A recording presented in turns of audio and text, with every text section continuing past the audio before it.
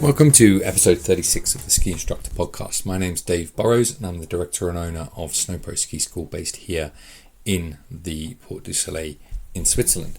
I hope you're all well. It's been a little while since the last podcast. It's been maybe a couple of months almost. I've been away and busy, and the school holidays are getting in the way of me getting any constructive work done. Also, it's the month of August when absolutely no one comes back to anyone. So I find this personally a very, very frustrating time of year when I'm trying to get things done and no one is around. So anyway, I'm a victim of that, and here I am with episode 36, and it's one that I'm really, really excited to bring to you. It's with Peter Kuwall, and I've been harassing Peter to do this for a very, very long time. I'm a huge fan of his. He's been very, very influential in my skiing. Personal skiing, and indeed almost as a sort of mentor and someone to help sort of guide me through this industry as I've been making my way through it, and I'll always be very, very grateful for that. And the thing that I've always thought about Peter is that he just knows so much, and that it's very, very important that I think that someone gets down on tape or on podcast or whatever, just some of the stuff that he knows. I'm a sort of unashamed fan, and I'm very, very much I'm pleased that I had this opportunity to get this down. We ended up talking so much that this is going to be a part 1 and a part 2, and there's going to be no middle part to this episode. There's no middle part because the interview is so good that I'm just going to leave it to run as it is, and this will be the only time that you hear from me on this particular episode. So, yeah, I really, really hope that you enjoy this episode with PK. There's just some extra commentary from me, something that I wanted to mention because it's my podcast and I can. But there's some very odd things that are happening in Europe right now, specifically in relation to health passports or vaccination passports or something like that, whatever you want to call it, which are now becoming mandated in Italy, in France, I think also in Austria. These are being rolled out by various governmental bodies and people, and I don't doubt that there is some good intention behind it. However, with vaccine uptake not being very high in many of these countries, I think France is anything beyond about 30% or something like that. What it effectively does, and I'm only looking at this from a business point of view because I don't understand enough really about the medical side of it, but we're going down a very, very dangerous road here, because as if we haven't had it badly enough for the last 2 years, with the cutting short of the season before this one just gone, and all of the restrictions and difficulties to get an outdoor sport season going. If you then go down the road where you're imposing something like vaccine passports to access restaurants, bars, ski tickets, holidays, travel, all of that sort of stuff, I wonder if any of these bureaucrats that are running these schemes have thought about the impact on tourism that we all rely on so much here in the Alpine villages of Europe, and indeed probably in the US. If you impose something like this, you're effectively cutting off, let's say, around half of all of your potential visitors if the percentages go across the board like that. I think it's a tricky road to go down. I'm not sure it's the answer, and I really sincerely hope that it doesn't get rolled out into skiing, but you could quite easily see how it would be. For my part, I'm trying to do my bit, but for my part, what I've done is I've written to the president of the Canton Valais, and I have said that exact point to him. This is all very well if you're considering or getting any pressure from the Federal Council to roll out this kind of thing. That's all well and good, but be very, very careful with how you go about it, because if you cut off the 50% of the potential businesses, all of the businesses that are in tourism at the moment who are still suffering from the last 2 years of this, this might even be the last and final straw for them. It's worth reflecting on whichever side of the argument to do with vaccine passports that you stand on. If we're deliberately, essentially boxing with one hand tied behind our back. That's all I have to say on that particular subject. I hope you enjoyed Peter Kuwall's interview. Like I said, it's very, very important to me that I recorded this. I'm so happy that I managed to do that, and I really, really hope that you enjoy this episode.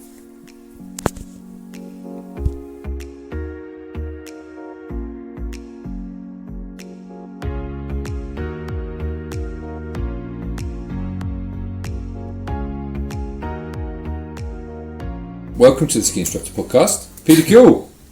Hi, I'm happy to be here. I'm happy Quite to excited, have finally got you. All right. Yeah, you don't have to look so nervous, defensive. We've known each other for a long time now, haven't we? And I'm really, really pleased to be able to kind of get you and to get you in person. It really makes me happy. We talked about this a minute ago. How was your winter? Without being too... Surprisingly, I came out in November not very sure at all about how things were going to work out.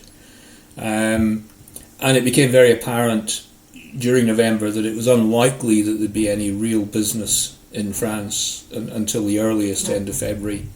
So I made a decision to move to Verbier, and it seemed like Switzerland was going to continue to be open and operate, and made myself available to Altitude Ski School and to Béziers, and ended up having a winter in Verbier, which was actually quite productive.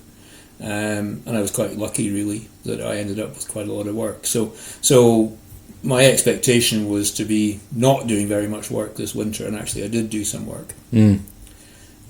So that was good.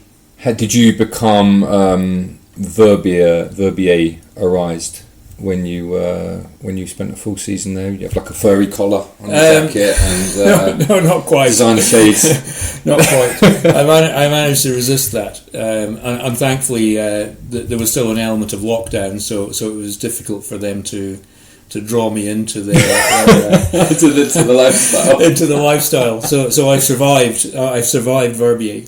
I suppose there was some difficult days on the mountain.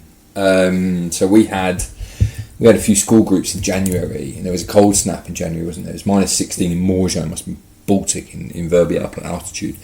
And I expect that was before the derogation came where ski schools could eat inside. I imagine you had a couple of tough days on the mountain during that cold snap? I think it was a very difficult it was very difficult to work this winter for a number of reasons. One was, yes, you were out all day and you couldn't go inside, and there were very limited toilets, and that made it difficult to operate. And then for most of the winter there was a limitation of you couldn't have more than 4 people in front of you. So you had one instructor plus four students.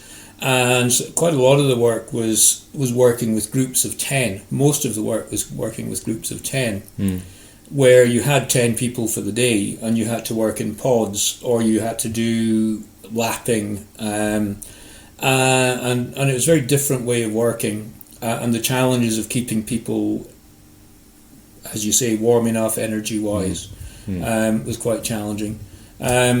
And then on top of that, what started to happen was there was a little bit of jealousy from other ski schools, and there was people reporting each other for apparently having more than 4 in a group and reporting to the commune, and people worried about newspapers getting photographs. So there was a lot of tension in where you normally have a very relaxed, fun atmosphere.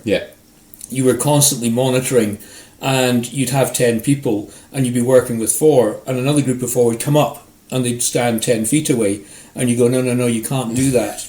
And you got to be constantly checking masks. So it wasn't the typical relaxed atmosphere that you're used to operating in, and that was quite challenging. So it was a tough year. for everybody involved. But we adapted and we made it work, and there was an awful lot of sort of Zoom meetings and stuff like that to make it work and minimising contact. But it's been an interesting season, and thankfully it worked, and we managed to operate with no significant outbreak of COVID. So Verbier spent a whole winter pretty much normal operations with some adjustments, and no major outbreaks. That's great. So I think it was a really successful experiment. I know they were worried about that because at the end of the aborted season, not the one just gone, the one before, they did have it really went through the town, and they were really, really paranoid about that for sure. So that's a good thing. But your normal base of operations is not Verbier. Your normal base, you operate Bass Ski School in Châtel, in France. And of course, despite all the teasings that it may or may not be open, France didn't open this year at all, except for ski clubs locally, right? And they could train on maybe one hill. But actual, real ski teaching, I've heard some strange stories coming out of Morzine. People, some people, ESF guys have done 70 hours walking up and down the escalator at Morzine on the Plenny or whatever, teaching snowboarding, or they're teaching sledging, or all sorts of stuff. I mean, it's the decimation of the ski school businesses over on this side, and Italy and Austria, I guess, has been enormous. Absolutely enormous. And that's a shame. Yes, no, absolutely. It's been a really tough year for definitely 99% of people, and I was very lucky, and I made the decision to go to Verbier very early, and that worked out. There was a risk to that. Was it a gamble in essence, or I think what would you call it, like a informed decision? I guess it was an informed decision. Certainly there were two factors. One was the lifts weren't opening in France, and whilst they kept saying they might, the second part was the ski school is based on British people. My ski school is based on British clients. So there were two barriers for the ski school to operate. One was, will the ski areas open, and the second was, will British people, one, be allowed to travel, will they choose to travel? So really my decision was, rather than trying to make something work that was very difficult, I thought, well, it's much easier both for my clients and for the business just to say, right, we're not going to commit to this season. It's much easier just to say, no, we're not going to operate. And that's, and in the end, it was probably the best decision I could make. Yeah, for sure. You would have been sitting around doing nothing all season, right? Yeah. Apart from maybe ski touring or something like that. Yeah. Okay. It's a shame. I'm hoping, fingers crossed. We've got almost another year or so till next ski season, that international travel is going to be happening. Yes, I think there's an awful lot of people very, very dependent on that. I think you can take one winter maybe off with a bit of government support, but two is a bit much. And like you say, we've been very lucky on the Swiss side. The Swiss seem to want to stay open and did their best. Although in November it did look a bit touch and go. There was some dark days then, where I was looking at what we had in the diary, and it wasn't pleasant reading, frankly. But actually, as it turned out, in Switzerland, because of a complete absence of anything else to do, we were extremely busy on weekends. And we got a lot of clients that we wouldn't have otherwise got, especially from the Geneva area, because they would normally have gone skiing in Megève or Chamonix or wherever at the weekends, and they were, in effect, they didn't have really any other choice other than to come down our way, our side of the motorway. So, I think Switzerland has handled the situation extremely well. I think they've managed to run as normally as possible and minimise the risk. And they've found a really good balance. And they've been able to make decisions and keep people knowing what's going to happen. And not messing it up. So I think they've done a really good job. I wonder what. I suppose the issue with France, because it's got a bigger population, right? Same would apply to Italy. Would be that they just didn't want massive numbers of people crossing the country. Yeah. I'm guessing that's what it was about, right? The minute that you allow it, then everyone's going to get in their car and drive, to the other side of the country and go skiing in mass numbers. But the surprising thing was that during the school holiday period in Châtel, it was really, really busy, and people did travel even though the lifts weren't open because they wanted to get out of the cities, and they still travelled. And again, they managed to do that without any significant outbreaks in the resorts. So again, I think the resorts knew they had to manage the situation, so they had the local police out just checking people weren't gathering in big numbers and keeping masks on where appropriate. And again, I think they showed that they could manage it with large numbers in the resort and still not have a sort of major issue with the virus. So again, I think what has happened is the ski resorts around both in France and in Switzerland have actually managed the situation incredibly well. And shown that actually it's good to get outside and be healthy, and it doesn't create a risk as long as you manage the situation. I think this is one of those, this is only a personal opinion, I'm not asking you to comment on it if you don't want to, but it's one of the weird ones that I find, because I find these inconsistencies within the rules. So when I'm football coaching at the moment, I'm standing in the middle of an AstroTurf pitch on my own, but I'm expected to wear a mask to do that. And you look around and you look at just the sheer amount of air around you and you think, this is one of those rules that doesn't seem to make sense. Like I can understand why we're all doing it, or why we all think we're doing it, but there are certain places where that stuff doesn't make sense. And the whole kind of, I think the Swiss said on many occasions, actually, the government was saying, it's an open air thing. Like you're out in the open, and skiing's quite individualistic most of the time, apart from queuing up at lifts, right? And you're sort of limited in distance anyway because you've all got skis on your feet. So the person you're behind, you're going to be at least a metre and a bit from. Or maybe not the person next to you, but the Switzerland was full this winter of kind of bits of plastic on sticks that separate, as you well know, right, from Verbier. So, whoever was in the market for selling those 1 metre 50 long bits of plastic that had writing on them has made a lot of money this winter out of Switzerland, that's for sure. Tell me a little bit, before we get too stuck into everything else, what I find the most fascinating thing about you, or one of them amongst others, is that you're sort of a product of the boom years of Scottish skiing. Your father had a ski school in Aviemore. Hans Kuwall. He came to Scotland in 1957 and set up a ski school, right? And so that would be one of the sort of what would you call it? That sort of Austrian school of ski teaching imported, as that was in so many other places, like in the US and other places. If you learn about the history of some of the US ski resorts, there was always some Austrian dude who'd kind of picked up his skis and come and arrived and got all this stuff going. So maybe you can tell me a little bit about that, like how that all happened and what your life experience was growing up, in that kind of environment. Yeah, I think it wasn't specifically just an Austrian ski school moving over. What was happening in Scotland during the 50s was people were starting to realise they could ski in Scotland, and there was very little structure to it.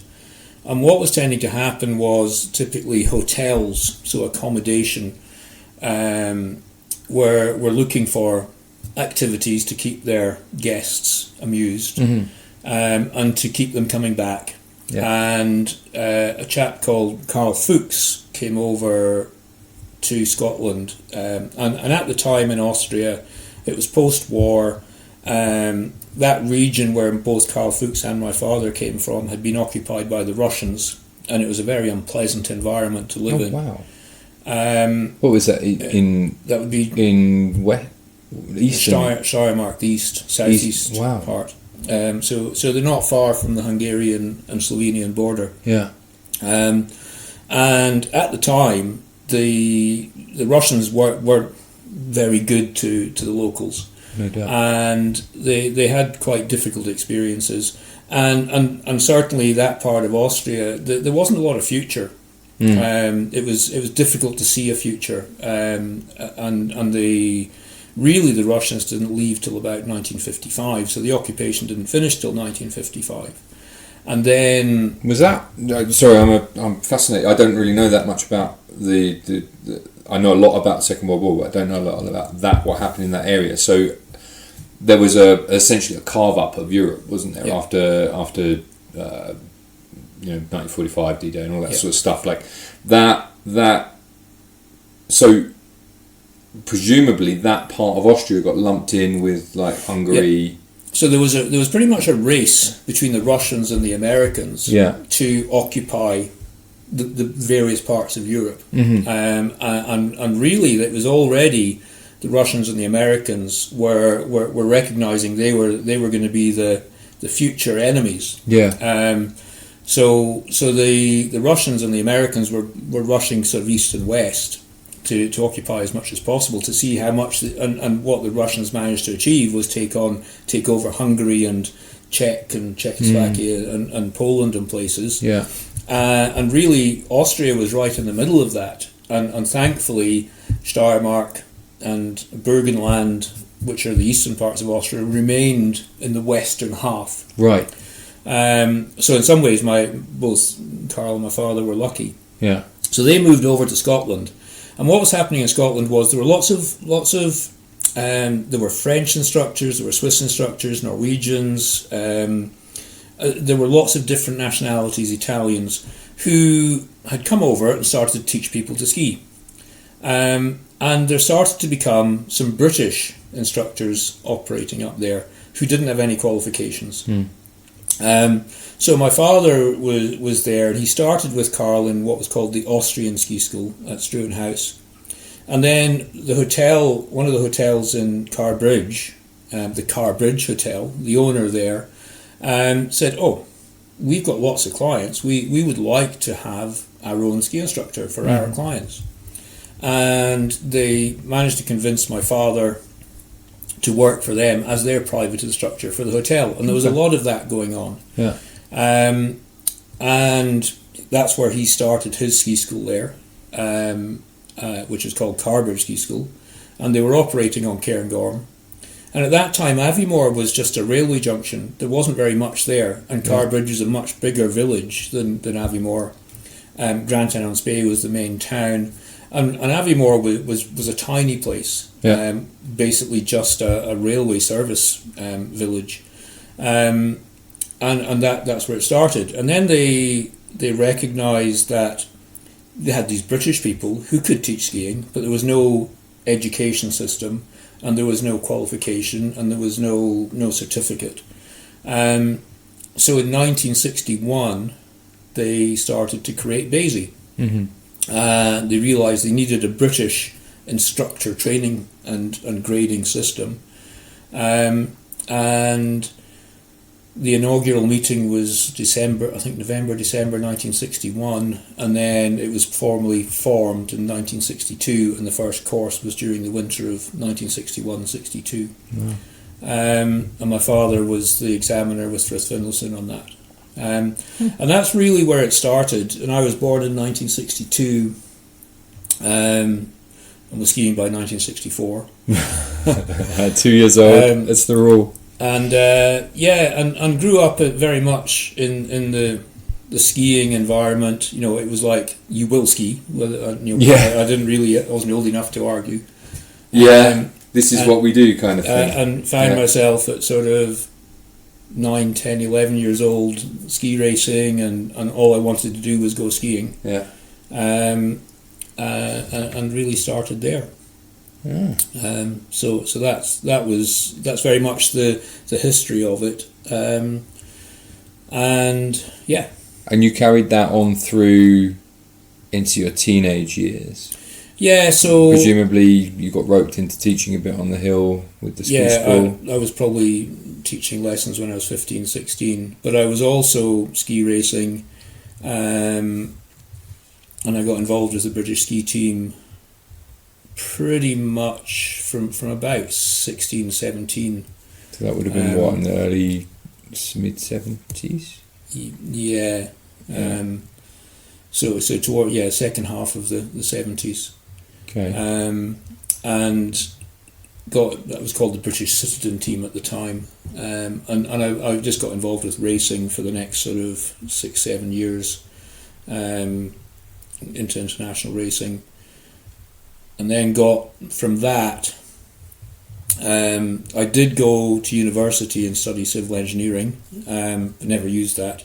Did you? I didn't know that. So, and that's been really useful.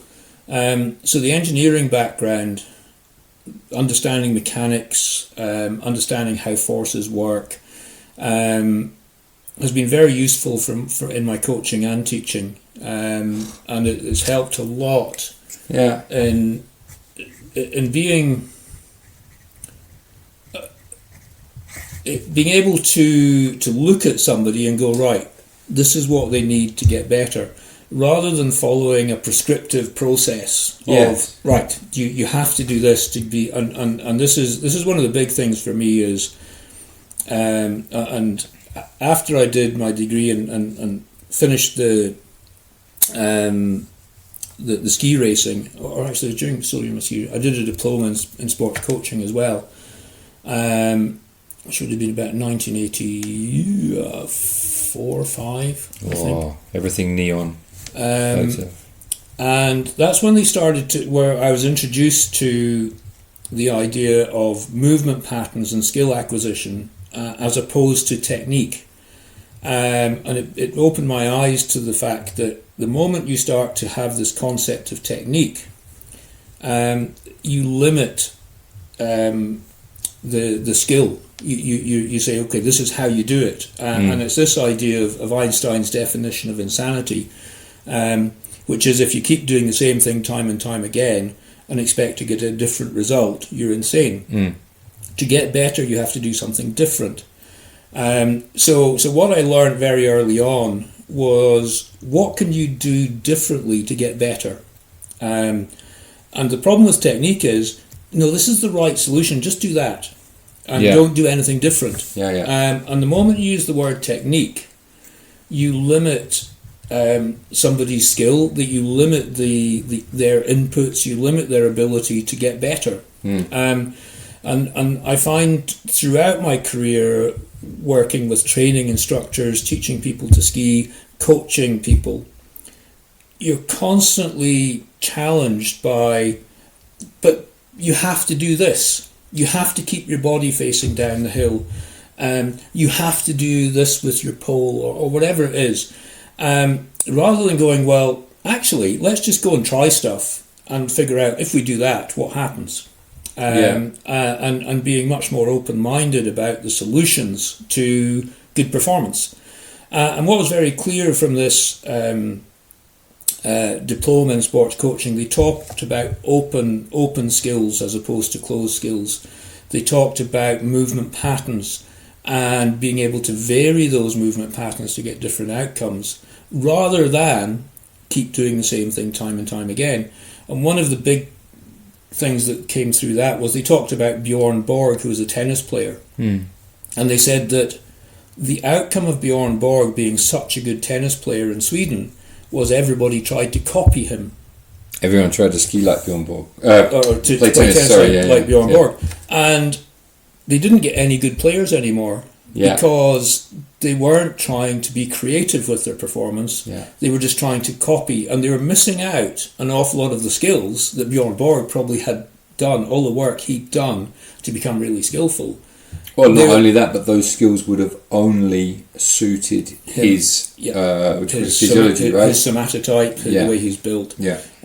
So, and over the years, I've tried to build this idea. And one of the great opportunities was, so a few years later, I got involved with Basie, and I became a trainer, and I was invited to develop some new concepts in Basie and run the first ever technical module when we changed the system. And I got to work with Hugh Money, on the first ever course. And we pretty much designed that course on the hoof, as it were, where we just went. Hugh and I would spend 4 hours every night planning what we were going to do the next day. Yeah. And Hugh came in with this idea of the fundamental elements. And we looked at these what it, and this is again coming back to movement patterns, coming back to what is skill, what makes a good skier. And we had this list of things which included movements, included balancing and having an athletic posture, and how do we control our edges, and how do we actually to become skillful, how do we change our edge angles at any given point in time, and then learn what the outcome of that is. And that fitted so well with my understanding of where performance comes from and how it's developed. Wasn't this is the right way to ski. It was, right, to become a good skier, you need to be really good at changing your edge angles, getting them flatter, getting them more tilted, really good at managing the movements that create rotation or manage rotation or reduce rotation. And for me, that was perfect. It was a perfect structure for my what I'd learned from my coaching education, what I'd learned from doing engineering. It opened up the opportunity to be able to develop people in their skiing really well, without the blockages of, you got to do this the right way. This is how you ski. Which is this concept of technique. And the problem is today I still hear so many people using that word technique, and I just go, oh my God, throw it away. and understand, and that's one of the big things that whenever I'm working with people now, I talk about, and this is from complete beginners to people who are working towards their BASI level 4, or people who are trying to get into national teams of ski racers, and coaches are just as bad. Coaches are they have this idea that it's just the right way to do. This is the right way to be as fast as you can, instead of building your athlete's ability to be versatile. And it drives me mad. But that's one of the big things for me, is this idea of, let's not talk about technique, but let's talk about being able to move, learning what happens if you do something, and being prepared to do something different. Because that's how you get better. And that's this civil engineering thing is really interesting. It does explain a lot, because my as you well know, the familiar name that I give to you is the Guru. And when we've skied together before, I've trained with you before and stuff like that, you've really opened my eyes to a lot of this stuff, right? And I think the most interesting thing about when we skied together is you always got an answer to the why. Like, why are we doing this? Why does this work? There was no kind of, this is how you do it. It's kind of, it's the other side of it, which is what I need in order to be able to ski well. I need to understand it and come to an understanding of it. I'm going down a real rabbit hole in my own personal skiing in terms of a couple of little things that maybe we'll touch on later. But for me, it's a question of exploration and understanding, rather than like, here's a picture in a book and that's what it should look like. And that's what that's why I've been so desperate to get this interview with you done for like 30 odd episodes, waiting, because you've had such a big influence on how I ski and why I ski, essentially, and that has made a real connection to me. Is you can feel the engineering background come out of you when you teach. It's like, well, when we ski, right, you do this thing because it works in this way. It'll work for you, but it doesn't necessarily work for me, because that's the way that you're designed, and that you're working with certain different things, right? You wouldn't build an identical bridge over there on that set of terrain that you would on that set of terrain over there, which is completely different. Wouldn't work, right? Yeah. And it's the same with skiing, and it's the same with individual skiing. Yeah, and I think that's so important. And I think when you say you're going down a rabbit hole, what we do, what I've always done, and I think really good teachers are always trying to learn for themselves. What can I learn about something? And I did the New Zealand full cert qualification.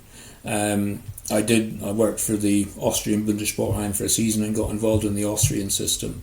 And I've had so many opportunities to work with other really talented instructors and coaches around the world. And every time I work with somebody, I see it as an opportunity to learn. And you sort of go, well, they're doing that. Why are they doing it? And I go and try it.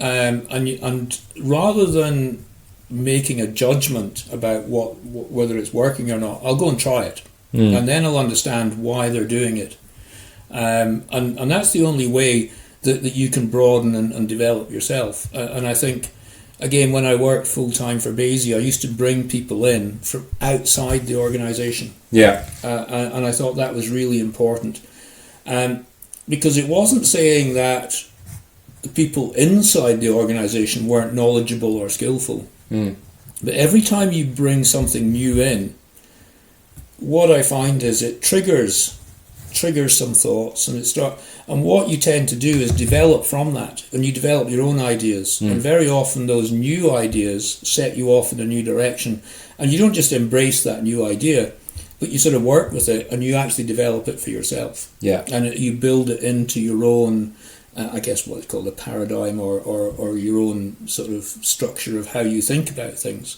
Well, let's not tease the listener anymore. So here's the rabbit hole I was going down. I'm going to run it past you. Feel free to shoot me down with it. We employed this year, and so pleased coming back next year, a guy called Grant Dillon, another talented Scot, this sort of endless production line of ridiculously good Scottish skiers. Hi Grant, if you're listening. And I was having this conversation in the same way that you just talked about, right? So you talk to other instructors about how they ski, because this guy he's good. He's short, relatively short, so he's kind of, hip on the floor, hand on the floor kind of guy, no probs. But I said to him, like, how do you turn, right? How do you get the turn going? What's your thing? He is all about, it's fairly textbook, and I'm sure we've talked about this, early pressure or pressing down. His initial mover, the getting a turn going in any situation, is early pressure on the outside ski. I've been thinking, or trying to feel actually, and I've been thinking about this for a season or two now, that pressure on the outside ski is a consequence of getting the turn going. As in, when you start the sort of the rotational movement with your foot or your feet, what happens is the weight, your physical weight, or the, what do you call it, like momentum or whatever that is, automatically shifts to the outside as a consequence of you going to that place. And then it's a question, so that pressure isn't actually like a thing you're doing, it's a balancing movement against that pressure. So you're using your body to manage the balancing. Now, we might be talking about two things of the same thing, so there might be two different ways to do it, but the way that I want to ski personally at the moment is to skillfully steer my skis and have that pressure arrive as a consequence of what I'm doing with that skillful rotational movement, rather than that's the only thing I'm doing is pushing down. Yeah. What do you think? Shoot me down. No. I think you're spot on, and I think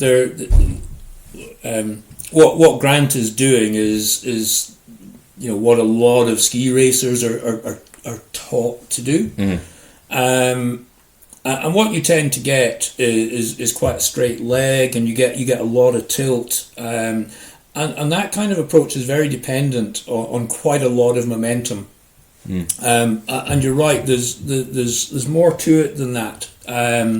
And I think what Grant probably has, without fully understanding it, and that might be unfair, is there's more to it than just pushing. And I think he's able to balance. And when we talk about skill acquisition, and this is another key concept, which is again coming back to that movement patterns and not technique, is that when we learn, there's phases that we go through. And what a lot of ski instructors do is block the process of becoming skillful.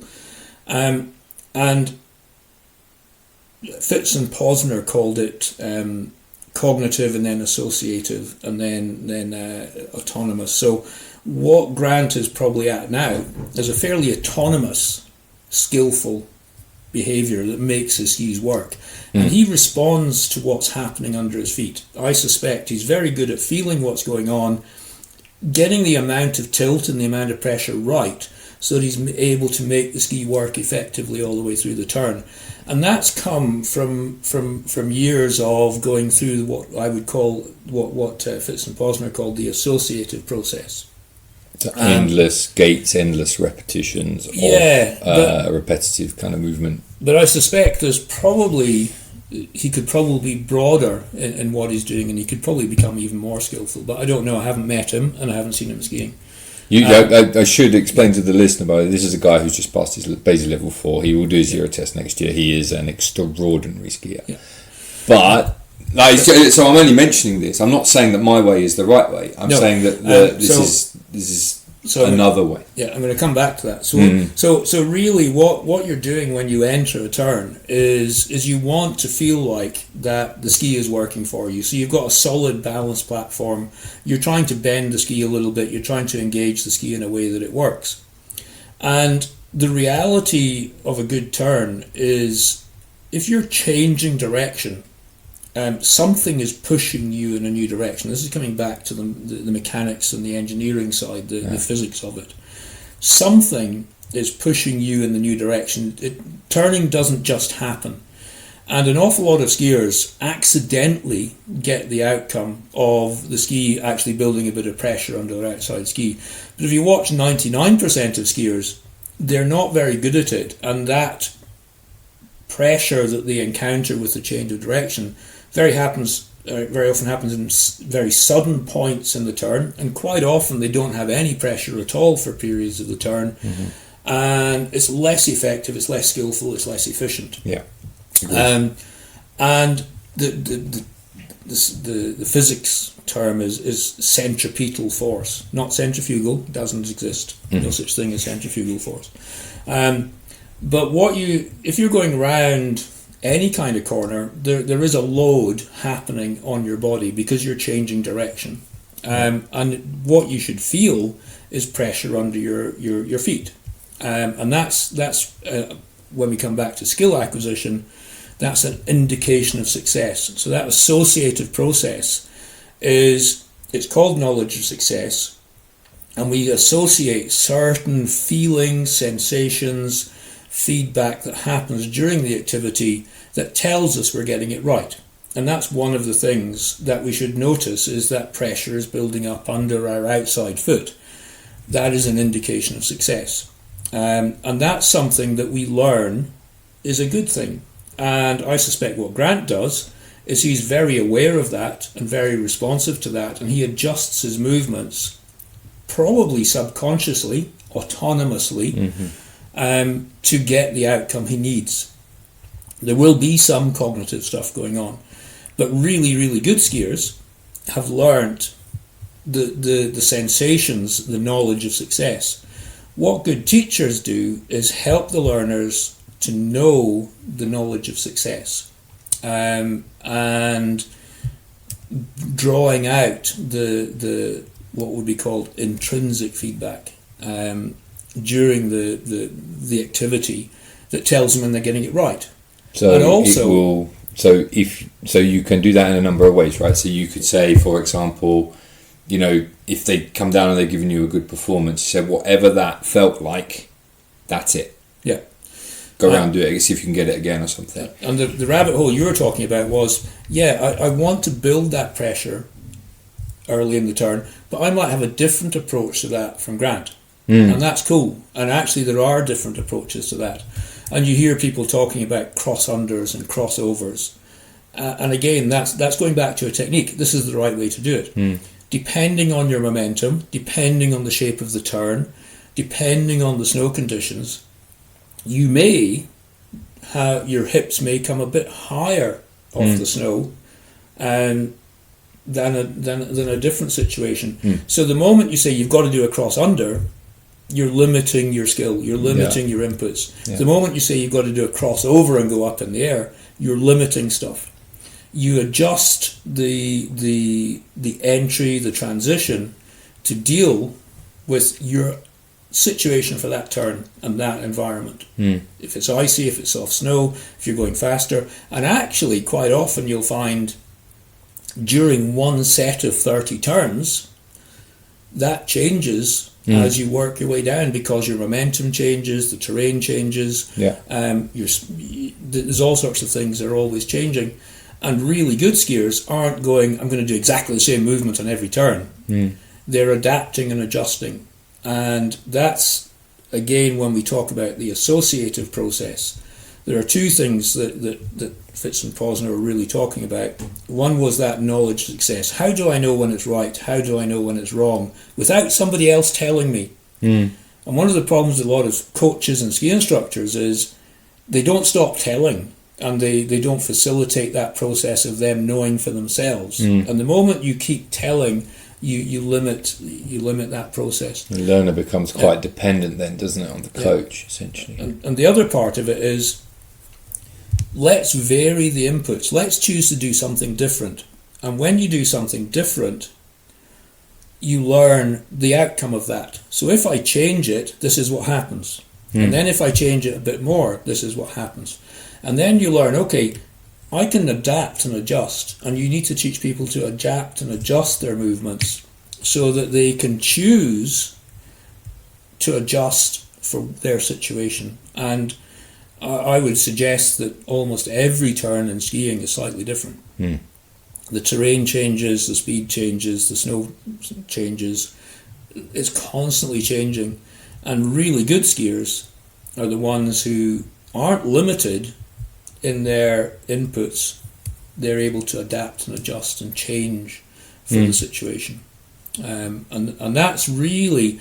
And you can start teaching that with complete beginners. In the first 2 hours, you can start talking about intrinsic feedback. You can start talking about that knowledge of success. You can start to help them to relax and be free in their movements and be more outcome orientated. Build the inputs, teach them the inputs, and then teach them, when you're getting it right, these are the kind of things you feel.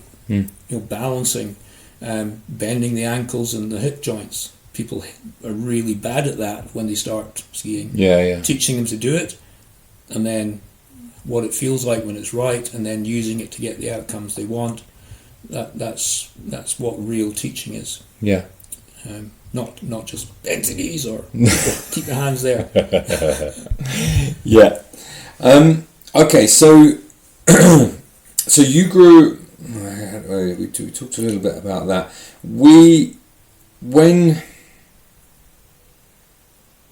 When you were growing up within that ski school environment or around it, the skis were longer, they were straighter, for sure. You will have seen towards the end of the 80s and 90s, you would have seen a transition to slightly more curved edge skis. I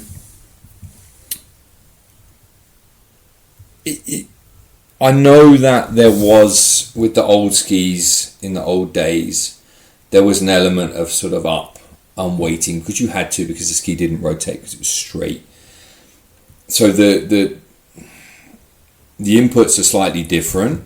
Stylistically, it would have looked quite different because the equipment is longer and more unwieldy. But when you look these days, for example, at the top level skiers in giant slalom, compared to some of the pictures from the 70s, there's actually not massive differences in the body shapes that are coming out of it.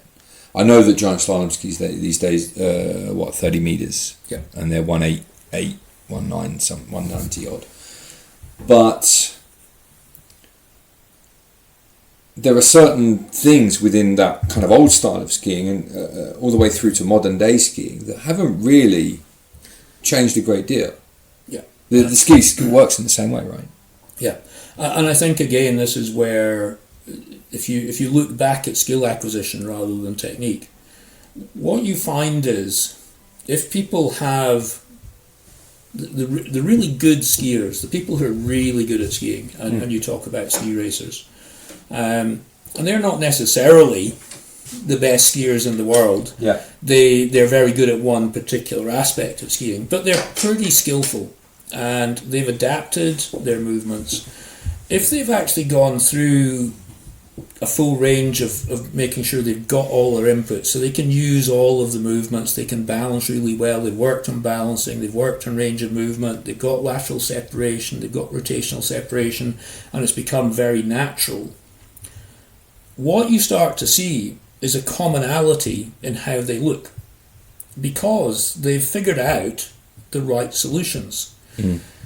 The problem is that if you go, okay, that's obviously the right way to ski, you miss out all the work they did to get that really skillful skiing. And this is where so often people try to shortcut, and the work, people who are very skillful aren't born with that skill. They've put the work in, and people talk about 10,000 hours of training, of activity to become an Olympic athlete, and you hear that figure bandied around. One of the realities about those 10,000 hours is the quality of each of those hours and the effectiveness of the process of that activity. So some people can do 10,000 hours and not be nearly as good as somebody else. But what you will see, and this is where, going back to the 60s or the 50s or the 80s or the 90s, yes, equipment changed. The sport has changed, equipment's changed, our understanding of movement and skill has changed, and all of that stuff.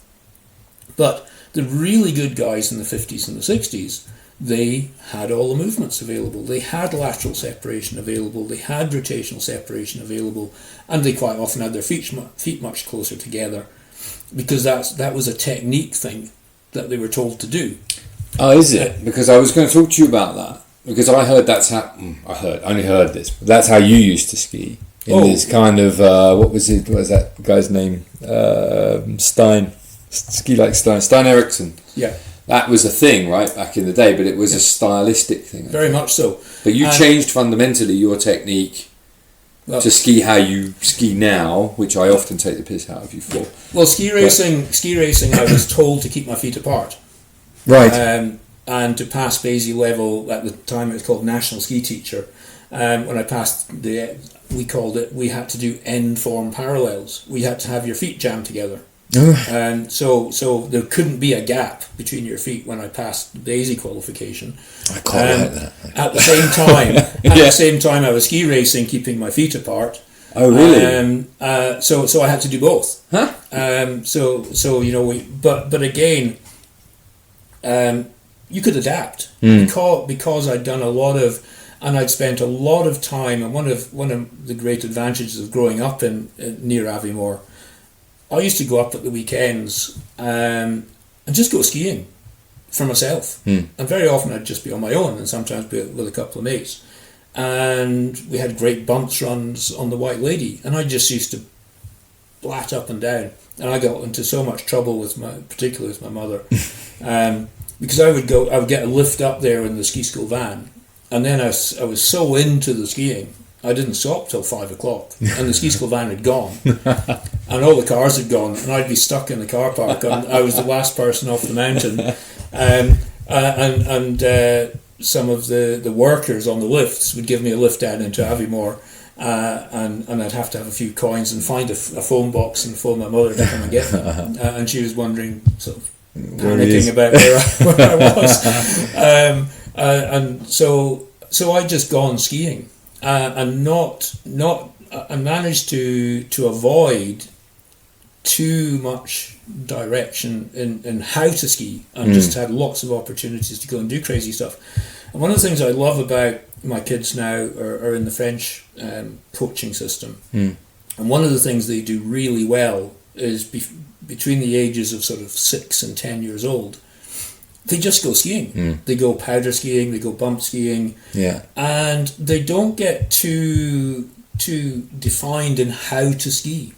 They just go, let's go skiing, let's go fast. And they don't do slalom skiing until they're 10 years old. They do Super G and Giant Slalom if they go into gates. And just get the kids skiing fast and having fun. And then they start to bring in a bit more direction in the skills.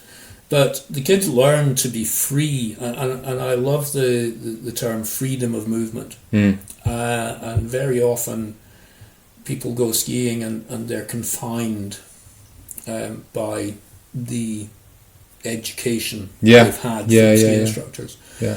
And I think one of my goals when I'm working with other trainers is to try and talk about that kind of stuff, and how let's not be too. We have. And one of the challenges for any instructor education system is that you have to have consistency in assessment, and quite often that situation of consistency in assessment blocks the training, and it's like, to pass you have to do this, and that was my Basie, passing my Basie, I have to have my feet together, but I can't ski as well doing that.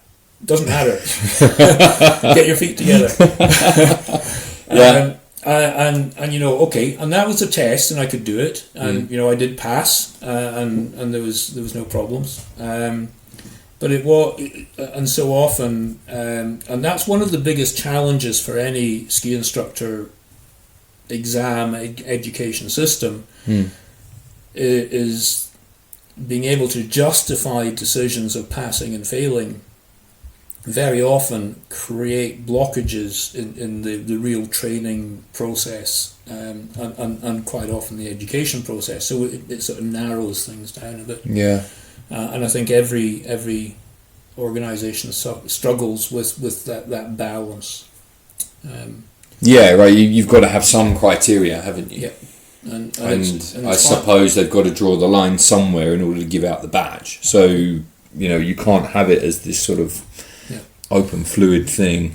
And that's what I loved about the fundamental elements, because it created some criteria that were a little more open than you've got to have your hands in this place, or you've got to be bending your ankles at this point and straightening at this point. And it created freedom, more freedom. For me, it created freedom to develop really good skiing. Talking of freedom, especially in kids skiing, right? You were talking about kids getting used to going fast or just free skiing. They do a lot of that in Morjan as well, I've noticed. I see the ski club there, and they're just blatting around the mountain. It's lovely to see those little guys doing that. How often do you come across kids that are blocked by the equipment? Their freedom of movement is blocked by the equipment. If I see another boot that has got like a straight up right angle, where the kid whose centre of gravity is already back because of their age, and that's just how they are, with a boot that is the one, everyone's seen the ones that I mean.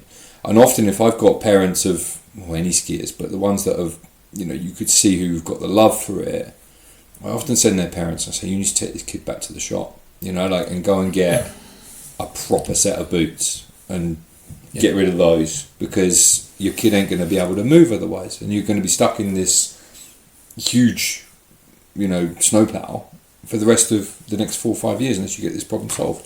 It's some of the equipment that goes out of the hire shops drives me bananas. I totally agree, and it's at every level, and it's the same. Even working with under 16 kids ski racing, they've been racing for a long time. Boots too stiff, boots too tight. I know of people who've been in the British ski team who've had to have operations on their feet afterwards because they've done so much damage to their feet. Really? Because their coach told them to buy boots 2 sizes too small to give them more control. And skiing in boots that are 2 sizes too small, no way do you have more control. If your feet aren't comfortable and free to move, you're not going to be as skillful. And what you're really doing is blocking out and this is what happens. A lot of people, they block out their ankles and feet movement. They get a pair of boots that are so stiff and so tight they can no longer use their feet and their ankles. So then everything is happening in the hip joint. And one of the problems there is once you start working just around the hip joint, you tend to lose the ability to use your ankles and knees and hips properly, and you don't have any suspension. And the German for your ankle is your Sprunggelenk, your spring joint, and that's really your suspension. So what you're doing is then, when you are skiing at higher performance, you're hitting bumps or ruts or things like that, you've immobilized your suspension. So now all those forces that are hitting your body are going into your hip and your lower back. And you start to hear of ski instructors who are supposed to be athletes having hip replacements in their 40s and 50s because they haven't learned to use their ankles, knees and hips. And very often that is equipment. It's either the boot's too stiff, or they've got these massive women with massive ramp angles. The what's it called? The delta angle, where their heels are really high and they're blocked in their ankles. They can't use their suspension, which means that they're likely to have long-term damage if they do a lot of skiing and hit a lot of forces. And for me, it's not just about the technical ability, but it's also the risk to the body. If you don't, and so often people are in boots that are too stiff. They can't use their ankles, or they're the wrong size, or either too big or too small, and that's a huge issue. And I think the boots is the biggest one. The skis are next. But the boots are definitely the biggest problem. What do you ski? What's your boot? Salomon? I use the Salomon Labs. 130 flex? No, I use 110s. No. Yeah. Because I can. Because you lost a load of weight recently. No, but it's again. It gives me more range of movement. Really? I just have more to work with, and I can get more out of my skis. And this is Do you not go through the front of them all the time in the spring? That's about managing your movements, and I guess I've got muscle to deal with that. But what it just gives me that more range of, and the more range of movement you have, the more performance you get. And again, I grew up through the ski racing environment of. You'll be faster with stiffer skis. You'll be faster with stiffer boots. And one of the things I learned, and I can remember this very vividly, I used to, when I was in the British team, we were based in Les Arcs, and Ronald Duncan was my fitness training partner. His nickname was Boris. And we did in Les Arcs, we were in Les Arcs 1850, and it was in the autumn. And the great thing was there were lots of stairs. There were these sort of tower blocks, and there were like 15 flights of 12 stairs. And we would go and hop up these stairs. We'd do all 15 flights all at once. And we used to hit every step the first time. So we'd do right leg, hop all the way up, then left leg, hop all the way up. Then we hit every second step, and we go all the way up. And then we choose to hit every third step, and then every second step, and every step. And we used to do this. One of the things I started to do was I would try and each step, I would try and land without making any noise, and I would land softly. And I found that helped my skiing, because I wasn't just forcing the ski, I was much more in touch and much more responsive to the ski. And I learned to be much softer, and I learned that I needed my ankle to be able to get more performance, and I would actually carry more speed through a turn if I had more range of movement, because I could absorb some of the forces through the exit and build through the start. And I've learned that, and what I also learned through that racing career, where I started to get to choose my skis, the flex of my skis a bit more, I found that actually softer skis were faster. And you had this sort of, you have, and it was a misunderstanding of physics. That to go faster you had to have a stiffer ski and a stiffer boot, and there wasn't the understanding of managing that pressure that was coming through, so that you didn't overload and didn't get kicked, and you're more able to respond to what was going on under your feet. And having a softer ski and a softer boot, and there was clearly there was a certain amount of, you could go too soft. And you could go too stiff. So I do have a pair of 130 flex boots that I don't use very often. But usually I use them when I'm doing high performance skiing and it's very warm and the situation demands it. But most of the time I ski on 110s and still ski at really high levels. And it's not about having the stiffest ski, and it's not about having the stiffest boot. No, it's about, again, having that range of movement available, choosing equipment that allows you to move. Not about having equipment that stops you from moving, which is what so many people have. I wonder though if there's a subset of like instructors or skiers that like that feeling of everything being like stiff and strong, because their nature is to try and like bully the snow. Essentially, it's like, I'm going to impose my will onto the snow. I've talked about this, another rabbit hole I'm going down, but I'm kind of very much in touch with, I like to try and feel like I'm in touch with the snow, and that for me manifests itself in, I actually really like used race GS skis that are a little bit dead, because you can kind of feel, bloody hippie, if you can see what I'm doing on this podcast, listener, I'm kind of wiggling my fingers as if I'm going into a turn. But what that says to me is that I'm trying to feel my way in. I'm feeling my way in to the turn, looking for grip, looking for that balance point where I can then balance against the ski. My nature isn't to just throw the skis over and impose my will on the snow. I've gone in a very different direction now, and I'm looking to flow in the mountain. And I think, again, this is coming back to that skill acquisition theory of, the associative processes. Feeling and responding is what you learn your inputs. And I think it's very, very similar to musicians. I've talked to some musicians who are very talented musicians who talk about, the first thing you have to do is learn to use your instrument, and that's quite technical, scientific. You've got to go through the process of learning to use it. Then once you've got all the bits, you've got all the notes, you've got all the movements with your hands or whatever it is to play the instrument. You then learn to respond and let go of the structure and sort of respond and flow. You have to learn the rules to break the rules. That's right. And you've got to have all the inputs. And the first stage is you've got to learn all the inputs, and that's lateral separation, rotational separation, bending and stretching. There's all sorts of stuff. Then you learn to use them in a flowing, responsive way.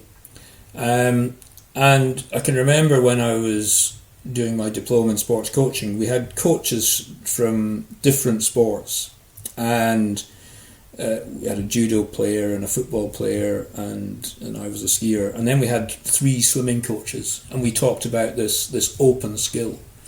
And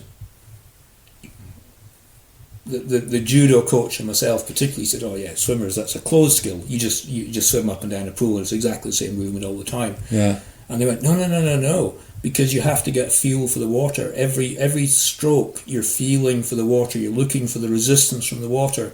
Oh yeah? And they talked about, if you were in the lead, the water was less disrupted, so you could get a better feel and a better stroke. So if you were in front and the water wasn't disrupted, you had an advantage. So you got even quicker in a sense. So the dive and the start was really important, so that you could get ahead of the others, and it was easier to swim. And again, there was this sort of aha. So it's not just about technique; it's about this adapting and adjusting the movement pattern. Yeah. Which is, and again, as I said, you can start that process right in the first hour of a beginner's skiing. Yeah. And you're right, and this is what this slightly softer equipment allows and facilitates. And I think when you talk about these guys and there's a lot of people out there who truly believe that really stiff boots are really important, really stiff skis are really important. You tend to find they are aggressive, and what you tend to find is there's less suspension going on. There's a lot more forces going on. Again, you quite often see them working more in the hip area than the ankle and knee. And again, for me, I think they're potentially going to damage their bodies. I guess it's like having a really stiffly set up race car, right? A rally car. You're crashing through stuff to a certain extent. Yeah. But that sort of thing requires more maintenance than a regular, softer sprung car. And I guess it's a form of fashion, and like everything in the world, we have fashions, and everybody goes, oh yeah, that's cool. And there are these concepts that this is how to do things, and quite often it's not driven by scientific knowledge. I think one of the big challenges at the moment is these really wide skis. Everybody thinks that the really wide skis underfoot are really cool, and they're designed for a very specific environment, which is off-piste and deep snow. And you get onto ice, and what the torque, the torsion that's created laterally on the joints of the ankle, the knee, and the hip joint is huge when you're on ice on those skis. And again, I think in the long term, there's risk of long term, damage to knee joints and hip joints and lower back from people who ski a lot on that kind of ski. Well, you would have seen plenty of that. You would have seen plenty of that in Verbier this winter. People skiing around on fat skis on piste, and you're like, "Why are you doing this?" And they're on ice, and that equipment isn't designed for that situation. And you're putting extra loads that are really unnatural loads on the body. And again, equipment. So there are so many bad choices in equipment, and it does worry me that the people who are selling this equipment aren't telling people who are buying it this is what it's designed for, and it's not really designed for this. I'm with you. Well, I have two points to make about that. So one, I'm also trying to do more and more. For me personally, it carries on with this idea of slightly freedom of expression, but also getting away from performance as skiing as performance, physical strength performance. So I'm getting more and more into, I'd prefer now to pick up my telemark skis than I would to pick up Alpine skis. And I've just changed. So on my previous telemark setup was an 89 underfoot Dynastar something or other, some crappy ski. I don't like it at all. But that has held me back for ages, and I swapped my telemark setup for an old soft GS ski, 188 centimeters, 68 underfoot. It's changed my world completely because it's a nicer, because telemark skiing is you're not doing much carving. It's a lot of there's more skidding involved in it, and it's just an easier ski to go edge to edge from. It speeds up that transitional lead change movement, and it's just a nicer place to be, and the majority of skis are those fat skis that you see people skiing around on in Verbier and Zermatt and Chamonix and whatnot. They're useful. Anything beyond 80 mil, you don't need that stuff in the off piste. No, you just go straighter. If you want to float, go more direct. It's bizarre to me, but and then you see these people going around on these huge skis, and you're not living in Alaska. You're skiing around bloody Vila or Port de Soleil. That doesn't exist here. You don't need that kind of stuff. But the other thing I was going to say to you, and about that sort of transcendental level of performance. Yeah.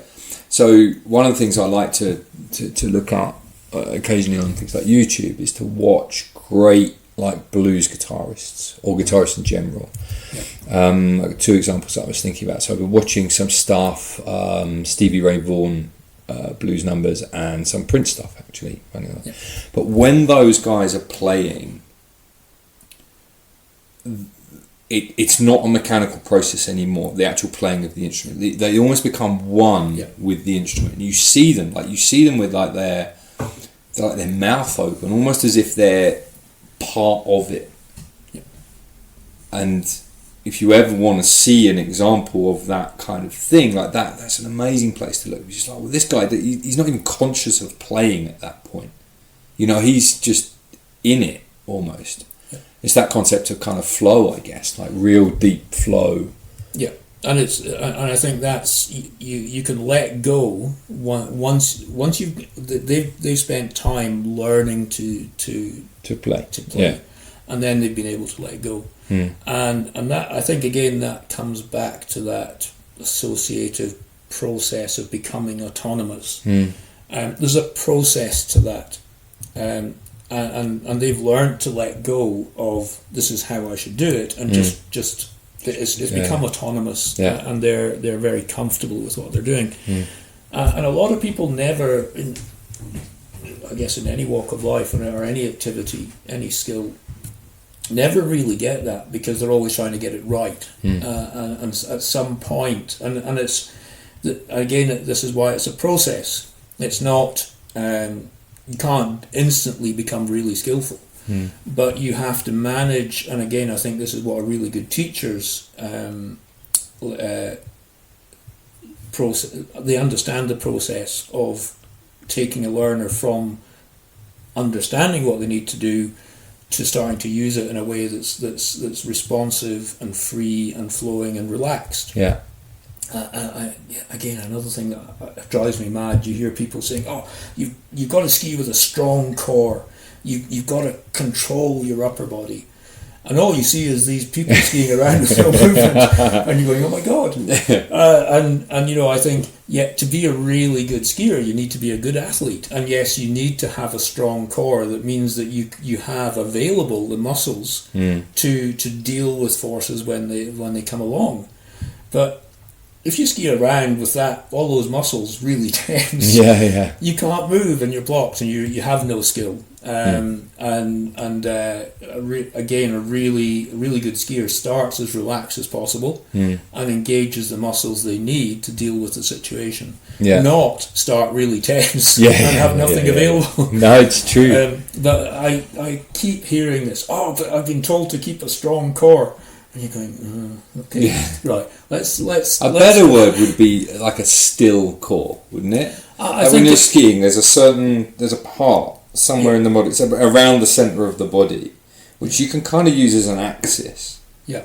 And if you were to say, no, actually, it's better to keep that area still, or maybe even the head is supremely important, right? So to keep that level.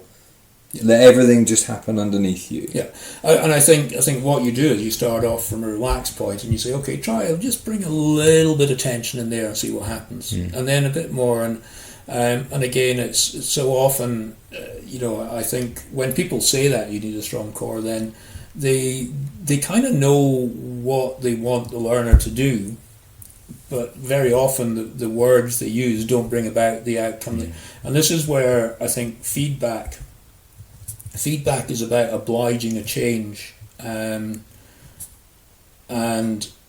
you have to be very careful about what you say, because what you say will bring about a change whether you like it or not. And very often you say something and you actually don't get the outcome you want. So I've learned to be very, very careful about exactly what I say. This happens to me all the time when I'm doing that same thing. So what I think the clients think I'm a bit crazy when I do this. So what I do is that I'm very conscious of this concept of choosing the right words. Yeah. So I'll sit there and often I'll be like, I'll close my eyes and I'll be doing this, like no, you can't see me, listener, but I've got my eyes closed and I'm sort of waving my hands around my head. I'm just like desperately trying to think of the right words to deliver in as fewer words as possible and not use the wrong word. Yeah. You know, push versus press, or something like that. You know, and it's hugely important, that choice of language. Yeah, because and you have to adapt to the learner. And very often, I will choose words and then go, that didn't work, so I'm going to change that. And again, that's the great thing about teaching skiing, is you're working with people, and you're constantly, and it's exactly the same as your skiing performance. You're constantly adapting to who you've got in front of you. Yeah. And it's very, very often trial and error, and it's being prepared to go, right, what I said didn't work, let's use some different words, let's have a different way of describing it, let's try something different. Yeah. And not keep saying the same thing. Yeah. And that's very often the fun of teaching, and being comfortable about adapting. Yeah. That's why I'm still doing it, I guess. Don't know anything else. Same as me. Well. Yeah. So, I don't know anything else. Can't do anything else. No. I want to just take you back a little bit, if I can, to the sort of when you were then getting more and more involved in Basie. There's two things I'd love to talk to you about. So, you eventually became chairman of Basie. Chief executive. Chief executive of Basie, boss man. There's two things, but one I think is kind of linked to the other. So you came out here to set up a ski school. Presumably, I think you did the French test de capacité. Yep. Which was the forerunner to the Eurotest, which you are signatory for. You're the Eurotest Origins, in effect. Yep. I'd love to talk about those two subjects, and then I think what we'll do is we'll save all of my other stuff, including the living in a barn story in Austria, for the next one. Okay. Because I could talk to you for hours, right? So, give me the background on whichever one of those two came first. I presume it's the French equivalence test when you came out here to set up. Yeah. Or so whatever that was. I guess. I mean, I come out of my pretty much stopped ski racing 1987. I think was my last season of ski racing. And then went, oh, right, okay. And I got offered a job as head coach of the Scottish ski team, which I did. And then started to think, well, okay, I kind of, by this time I'd left the engineering behind. That was sort of 5 years ago, and I'd never used any engineering. I never got into it properly. I then started to look at things, and one of my friends, Stuart Adamson, encouraged me to come and work for him in his ski school in Alpe d'Huez. Mm-hmm. And he said, all you need to do is to get your equivalence is just do this thing called the test de capacité, which was a slalom time test and a free run. And I was literally just coming out of the British ski team. Within 12 months of that, pretty much. And the test de capacité, you had two or three openers. It was a slalom test, and you had two runs, and you had to score between the two bits, the free run and the slalom test. You had to score 30 points, and you had to have a minimum of 8 points in each one. So the slalom test, interestingly, they doubled. They if you got 8 points, they doubled it and they made it 16. Okay. And then you had to get, if you got 16 points out of the slalom, you had to get another 14 points from the free run. So I got in the slalom. Yeah. So you had these point system. So I got, it was about 16 points in the slalom. which is doubled to make it 32. So I had enough points to pass without doing the free run. And it was pretty close to the opener's time. And then they had this free run, and the free run was crazy. So it was in Alpe d'Huez, and you've got the I can't remember what it's called, the signal, and you've got the lifts that go up, and on the left hand side there's an off-piste run. I think it might have changed now, but it was probably the end of March, and there were these massive bumps that were frozen, and then they'd had about 20 centimetres of new snow on top. Yeah, which had then gone soggy because it was hot and sunny. So you had this sort of sludge on top of these massive icy bumps, and we were expected to do high speed, long radius turns down this. and it was just crazy. And yeah, I got 10 points out of that. I took it easy because I didn't want to kill myself. But it was mad, and you had all these people turning up. And some of them were, they were reasonably good skiers, but they weren't that good. And they're hurling themselves down this stuff and having huge falls. And I'm going, oh my God, they're going to kill it. And it was terrifying. It was just crazy. And they had five people at the side marking you, so it was very subjective. And they just decided whether you had enough points or not. And it was just crazy.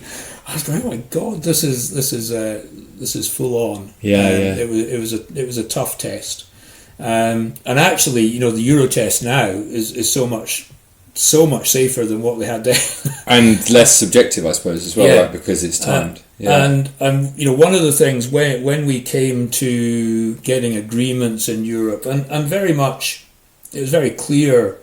When we went through the process of getting our qualifications recognised in France, that the European Commission made it very clear to us at the time, and I was very much, I had lots of arguments with people like Roger Moureveau and Gilles Chabert, and they would say things like, well, the British have no World Cup winners, therefore they can't ski. And I would go, well, I don't think that's quite the definition of whether we have good ski instructors or not. And I was very against the idea of a Eurotest and the idea of having a time test for ski instructors in giant slalom or whatever it was. And I was very resistant to it. In the end, it was the European Commission that said, listen, if you want to get your qualifications recognised, the way free... We lost it. No. Go on, the way free movement of labour works in Europe is that the host nation has a right to require you to meet the standards that their own people have to do. If they have this time test for everybody in France to become a ski instructor, you cannot expect to be able to work in their country without doing the same thing that their people have to do. Therefore, do not expect the European Commission, Europe, to support you being able to work in France unless you do what the French do. And they said you have to go into this agreement and you've got Austria, Italy, and France all saying that they want to have this time test as part of working as a ski instructor. Whether your opinion is different, that's irrelevant. If that's what those countries do, you have to do it. So very much it was made very clear that this is the only way forwards. Was we had to have an agreement that included something like this, and there were two things. And they said, listen, the agreement was we will have two things. We will have a mountain safety. So in France, if you're fully qualified, you're allowed to take anybody anywhere off piste as long as it's not glacier terrain. We need to make sure you're competent to do that. And we want to have all four nations having that as part of their system. And the other one was this time test. And we managed to move it from slalom to giant slalom, which, my experience of it is that when you've got a slalom race, it's very common that only 20% finish a slalom race. When you have a giant slalom race, you very often find 80 to 90% finish a giant slalom race. So my perspective was, if we're only going to get 2 chances at this a year, maybe 4 runs a year, slalom isn't the right solution. Yeah. Because people will just keep failing to finish. So giant slalom for me was better, and let's get rid of this observed free run, which is for me was dangerous for most people. And we negotiated an agreement, which was the Eurotest. And the other thing was that Eurotest, to a certain extent, was less subjective than a lot of other solutions. It wasn't based on some 60-year-old bloke standing at the side going, for sure. Yeah, that was good enough. No, that wasn't. Yeah, that was good enough. That wasn't. Which is very difficult to manage. The consistency and and I can remember going to Südtirol and looking at the Italian system where they observed people skiing giant slalom. And it was their criteria were very specific, and it was very accurate, and it was a very high standard. But again, it was more open to abuse. So in the end, we had this, what I felt was the best possible solution we could get for our members, and the Eurotest is still for me the best solution that's available to us. And of course now with Brexit, it's become kind of irrelevant, but it was still something. And again, philosophically, do the best ski instructors in the world come from people who can ski through a giant slalom really fast? No. But the culture and the environment and the place we want to work demands it. It's as good as it gets. And I don't want to go into the philosophies and politics of that. No, but you can see why. If they have to put in place something, why not have something subjective as opposed objective as opposed to subjective, right? Yeah. Okay, let's finish this here, and what we'll do, because I've got so much other stuff I want to talk to you about, we'll do a Peter Kuwall part 2 another time.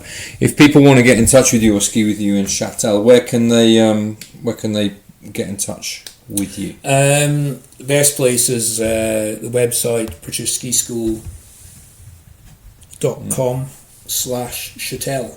Okay, cool. Just noting that down. Châtel, perfect. Thank you so much. Cool. For taking the time. It's been fun, actually. It's not as bad as I think. It's never as bad as anyone thinks it's going to be. That's cool. Great. Thank you.